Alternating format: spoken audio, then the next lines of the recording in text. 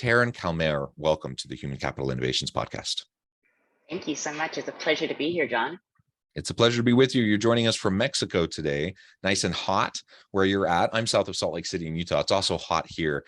We are actually expecting a bunch of thunderstorms today, which should cool things down a little bit. And I always love a good summer thunderstorm, so that'll be fun. It's a pleasure to be with you, Tarin, and I'm excited to have a nice conversation around utilizing virtual corporate wellness initiatives to support remote employees. Now, of course, during this pandemic, so many organizations have had to pivot quickly, move towards more virtual work, distributed teams. Now, many organizations are pulling people back in, either completely or perhaps in some sort of a hybrid format, but many organizations are maintaining at least portions of their remote teams. And that brings with it a whole bunch of benefits and opportunities, but it also has some challenges. And we're going to unpack this a little bit, but just by way of introduction, some of that challenge is how do you protect the health, the mental health, the physical health and wellness of your people when you're not together in a physical office space. If you have a distributed team where you never are actually together, how do you pay attention to it, right? How do you encourage it? How do you support it? And so looking at virtual corporate wellness options, I think is a really important thing in this day and age, because I think remote work is going to continue. And in fact, I think it'll probably continue to increase. We kind of like the pendulum swung during the pandemic. It's kind of swung back a little bit as we've been emerging from it, but I think it'll continue in the coming years to move towards more and more contingent, more and more distributed, more and more remote kinds of work arrangements for at least a good segment of the labor force. 100%. Couldn't agree more. Yeah. All right. As we get started, I wanted to share Tarin's bio with everybody. Tarin is a South African-American CEO and founder of the world's first virtual corporate wellness company, Remote Team Wellness. After 10 years of teaching yoga and mindfulness, leading team retreats and consulting, she founded Remote Team Wellness to support the thousands of companies shifting to virtual with bespoke team wellness events, with services spanning from virtual corporate wellness initiatives to in-person team retreats. Remote Team Wellness has customizable and comprehensive solutions for every team. To date, the company has clients like Meta, Dell, L'Oreal, Netflix, and many more. Tarin is also a dynamic keynote speaker on modern employee benefits and workplace wellness in a remote era. Fantastic to be with you.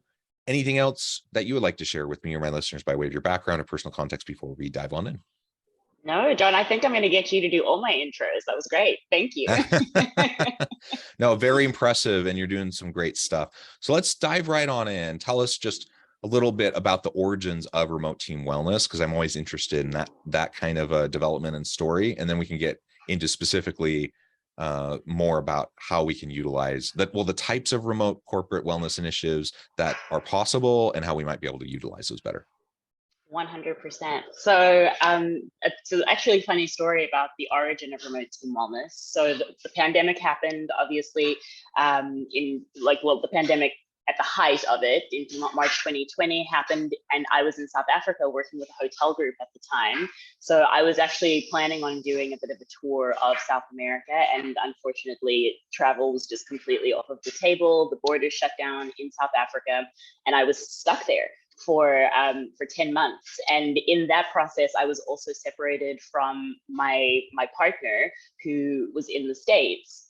So we had no way to be together, and we just kept having these really strained Zoom conversations that were kind of unhopeful and getting really sad and depressing around when we're going to see each other, if we're ever going to see each other, if the world was ever going to open up. And I decided that it would be a really good idea to kind of mitigate some of that stress by leading him on virtual meditations. He's a 15-year startup marketer and growth hacker. So he was really taking a hit in his business, and he was struggling with a lot of anxiety around what's going to happen next. So I started leading him on these virtual meditations, and he was like, "This is actually really helpful and really supportive. Can I invite a few of my founder friends? And so he invited a few founders to those weekly meditations that I was doing for him. And then they started asking if they could invite more people, invite their team members, and asking me to put together, could you maybe do like a stress management session for our team? And it was actually just a very organic way of starting to just provide those resources that were not being met through employee wellness programs that were, standing. And it was really providing that human element as well. And I saw that huge opportunity and that huge gap in the corporate wellness market to actually provide those supportive resources for employees, because obviously, just like you were saying, how do you actually bridge that gap and make sure that there are those support structures in place? And I think the answer to that is by making it a priority and actually realizing that it is important and there does need to be that support. So that's how we started. Well, yeah, that's super interesting, and kudos to you for being attentive, and observing that need, that gap, and then being able to work towards filling it. That's important. And yeah, the pandemic really put a spotlight on wellness and mental health issues in addition to the physical health. Obviously, there's a lot of concern about COVID, but very quickly reports started coming out about, the increases in anxiety, depression, things like domestic abuse, those sorts of things. Like it was hard. It was a hard transition for people. And let's not forget, I mean, that was a tumultuous time, not just because of COVID, but the George Floyd moment and like a lot of social unrest, political unrest, like a lot of stuff all happening all at the exact same time. And it was just a really hard time. And so organizations, many organizations really stepped up to the plate, and they knew we need to, look out for our people. We need to figure out how to do it though when we're never even together. And hence now, you have these types of offerings. So I think that's fantastic. Yeah, definitely. It's really wonderful to be a part of that movement. And I mean, just like you're saying, the mental health aspect of what's happened from the pandemic is almost a pandemic in itself. And that's something that we need to address on a larger scale for sure. And definitely needs more attention and airtime. Yeah. And so you already started to tease a little bit about some of the types of things you were doing as you were organically kind of spinning this up. But why don't you lay out for us, it doesn't necessarily have to be just your company, but, what you're doing, but what you see people doing in this space that you think is helpful and useful, and things that we should be thinking more about in terms of utilizing to help with the wellness of our people virtually.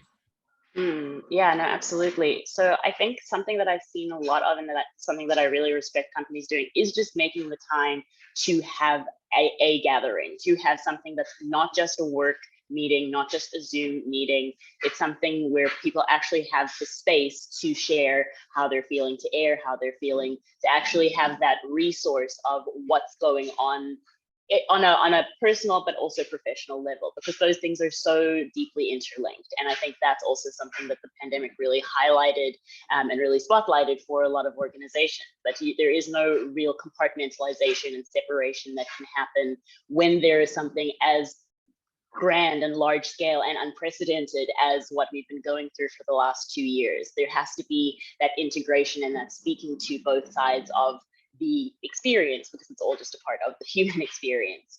And really just adding in those little elements of human connection is something I've really been impressed with in a lot of organizations, and in some organizations not so much.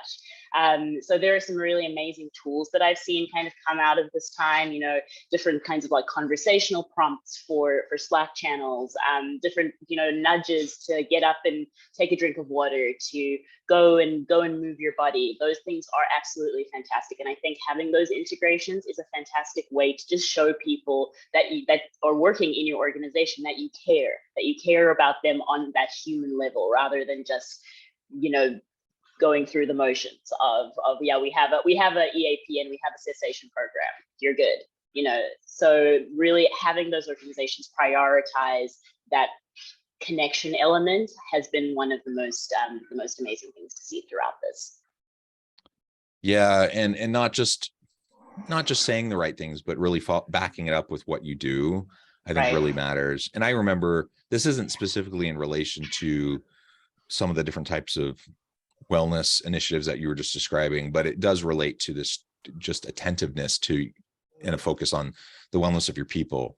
And, really what we've seen is the need for greater levels of empathy from leaders during this time. I mean, that was always an important leadership characteristic, but I think now, after 2 years of a pandemic, people who maybe were considering that more of like the soft, fluffy side that maybe wasn't as important. I think, most people are realizing, oh, that really actually is very, very important. And I think back to the early days of the pandemic, and I'm a professor, in addition to doing consulting work and those sorts of things. And so when the pandemic hit, like many organizations, we at the university, we had to switch on the dime. And it happened literally as we were going into spring break. And so the decision was made, we're closing down for like 2 days, before spring break. And then when students come back from spring break, everything's going to be virtual. So all classes, everything is going to be online. Now we had some online classes before the pandemic, but it was probably like an 80-20 split, 80 face-to-face, 20 online. Now it was 100% online. Many faculty who had never taught an online class, their course was not developed to be an online class. And literally within a week, everyone had to kind of figure out how to do it and to make it a meaningful experience for students. And so it was a heavy lift, and it was like it was for many organizations going through similar transitions. And I was in a meeting with an associate provost, kind of a high level executive at the university. And we were, there were a lot of pressing matters, a big, long agenda, things that needed to be addressed. And I was just so impressed. This is just like a week in, maybe 2 weeks in at most. And I was just so impressed by her willingness to just acknowledge the challenges everyone was facing. So as the meeting starts, she just opens it up by saying, there's a lot of pressing stuff. We got a long agenda. There's a lot of stuff we're going to have to try to get through. But how are you doing? And just acknowledging what everyone was going through. And then she said, you know what? We'll get to the agenda, but why don't we just take some time and just go around the room? And I just want to give people a chance to share, what some of the challenges are that they're facing. Maybe there's something we can do to help each other. And so we took the first, quarter of the meeting to do that. And it was the first time, I'd been in a whole bunch of meetings up to that point, and they were all just like urgent and fast paced, and like, we just got to get stuff done. And this was the first time that someone had actually taken a moment to say, okay, everyone's struggling, everyone's tired, everyone has stress and anxiety around this thing. Let's figure out how we can be supportive of each other. And that meant a lot. There had been messaging around, we want to support you. We want, practice self-care, those sorts of things. There'd been messaging and things said along those lines, but up to that point, nobody had actually done anything to really demonstrate it. Right. And so that just makes a huge, huge difference. I remember that was super impactful to me at the time. Yeah, how amazing. And yeah, it's so amazing to have that shared experience too, and really just to speak to that, because that's to try and push it under the rug and pretend that nothing was happening. That was kind of a disturbing part of the pandemic as well, to see the companies, organizations, brands that were trying to just brush over it like it wasn't happening. But I think those are really the people that brought it to a different level, because we were all experiencing the same thing in completely different ways. And so I think having those moments to just share that connected human experience was such an it is still such an opportunity to deepen that team bond, deepen that connection within the organization too. Yeah. So let's talk more specifics now. What are some of like the really cool things that we can do? You create spaces for connection, opportunities for connection.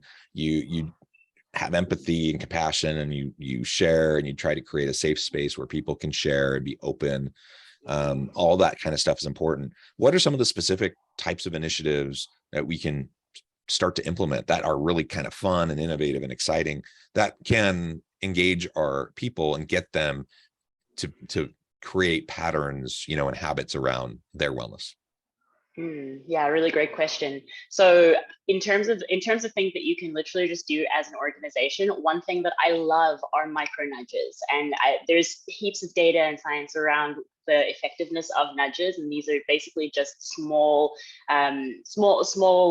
like tasks to give to your employees throughout the day. So this is something that is very easily implementable, to literally just schedule an email that says, hey, why don't you get up and move your body? Why don't you get up and listen to your favorite song for the next 3 minutes and have a little dance party in your kitchen? Why don't you go and grab a glass of water? These are things that, again, can really just shift a person from I'm completely locked into working and completely locked into my screen and not really connecting my head to my body, to actually just get them back into that space of, okay, well, I need to be taking care of myself while I am in this remote space, because there is a tendency to obviously, really overwork and stay online way longer than maybe we would have before the pandemic happened, while we were still working in the office, when there was that very clear defined line of, this is something that I actually need to separate myself from, or I'm moving away from the space where I work.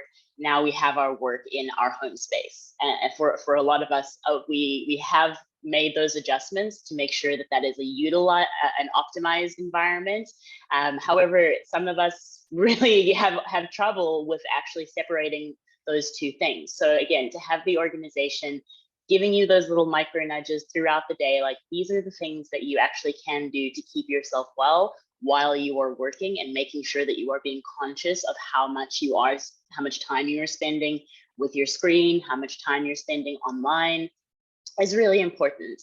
Another amazing thing that companies can do for their teams is just to schedule time that's not just a Zoom meeting. So something that can be a little bit more interactive, something where people can get to know each other, whether it's like a mingle bingo event, which can just be like having people break off into different breakout rooms to talk about, to find the person that has done something similar to them, or maybe just to have a conversation with someone different in the organization, and having kind of like a speed conversation exchange. Those are also things that can really help to build those deeper team bonds and connections for people who have been virtually onboarded and really haven't had time to connect with the team on a deeper level. So carving out the time and making those spaces throughout the quarter to actually connect, I think, is a really, really huge opportunity. And whether you have a planner or a wellness company do that for you, or it's just an initiative that you take on yourself,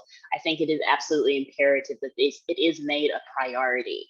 And that just even that little bit of like taking the initiative to make that priority for people, it really shows a lot to employees, because obviously they were also in this space of everyone's been calling it the Great Resignation. However, I really think it is a great contemplation. Like, it's really a time to actually think of like, what am I doing, and is what I'm doing tied to my value system? And it's kind of the first time that a lot of people have had that line of questioning and actually gone to that place in themselves where they thought, is this something that actually aligns with me? Is this something that I want to be doing? And it's really important that organizations realize that is the shift that's happening, and really fall into that alignment process, because there is going to be a huge amount of people that won't take jobs because of the fact that it doesn't necessarily align with their values. So I think that, again, making the time for those kinds of activities is such an important part of setting up a well-being initiative, setting up a well-being program. Also, even just utilizing super simple tools like doing different breathing practices. I found our breathing sessions to be some of the most profound and really, really amazing sessions for organizations, because it really, again, takes people from a space of being in their heads and being so, worried about the future in another moment all over the place, to just coming back to their bodies, coming back to themselves, and then having this understanding that, oh, wow, I can access this space anytime, and I can actually just learn how to take a few deep breaths. And that actually helps me to build a deeper resilience in the times when it is a little bit more challenging, or I do have harder decisions to make. I think that's a fantastic shift to just make in general, to even just start out a meeting with a wellness practice. Start out a meeting with, let's all just take a deep breath together. Let's take a few deep breaths together. And then we can begin, because then we're beginning from a place of clarity, and we're beginning from a place of focus and calm, rather than being in this fight, flight, freeze, fawn response that we are all you know, in, and we've all experienced in some way, shape, or form in the last few years. So really doing things to shift ourselves back to that very calm, homeostatic state, that's an amazing opportunity to actually come into a deeper level of awareness. Yeah, I love the Makes tip sense. on just on the mindfulness practices of some meditation, deep breathing. I mean, it can be very simple things, and it doesn't need to take lots of time. It doesn't need to be very expensive. So anything from like those simple types of practices up to, you know, think about what you did when you were together physically with your team, and you would do team building things. And in fact, I'm back together with my team at the university, and just yesterday we had a retreat. And we took 90 minutes in the afternoon to go to a local pottery place where we got lessons on doing a pottery wheel, you know, doing stuff on a pottery wheel, and it was just fun. Like it didn't connect to anything really, but it was team building and just interactive, and we just got to know each other, you know, a little bit, those sorts of things. So anyway, that's just an example of like things we all have done those things before, and we did those things when we were together physically. So then the question is, are there things like that we can do when we're not together physically, but still to have fun beyond just like getting together for a Teams meeting or a Zoom meeting? And I'm thinking about the same team back in the height of the pandemic. I remember we had a holiday gathering where we, you know, we had some stuff that we did that was work related. Then we just did like a cupcake design, and everyone was at their homes. We just did a Zoom thing. Actually, we used Teams, and we bought kits for everyone, sent them to their houses, and then we just like designed stuff and had like little competitions, and it was just casual and fun. And so there are things you can do if you're just thoughtful about it and try to be a little bit creative, and usually pretty low cost. So I definitely encourage listeners to think about what you can do for your virtual teams as you're trying to support them and encourage, you know, their self-care, their mental and physical wellness. Well, Tarin, it has been a pleasure. I know at the time I'm going to have to let you go here in just a minute, but before we wrap up for today, I wanted to give you a chance to share with listeners how they can connect with you, find out more about your work, and then give us the final word on the topic for today. Amazing. Thank you so much for having me. It's been such a pleasure to have this conversation with you. If you want to find me, I am on all social medias. You can find Remote Team Wellness at Remote Team Wellness, or visit our website, remoteteamwellness.com. If you want to connect with me personally, I am Tarin Calmeyer, TARINCALMEYER, on all social medias. And just a final word and a kind of final thought that I really love to leave with people is just to really make sure that every single day, in some way, in some moment, that you are taking time to check in with yourself, because awareness is the first step to any wellness journey. So becoming aware of how you're feeling, how you're doing, how you're breathing is such an important and vital practice that can really shift and transform so much in your life.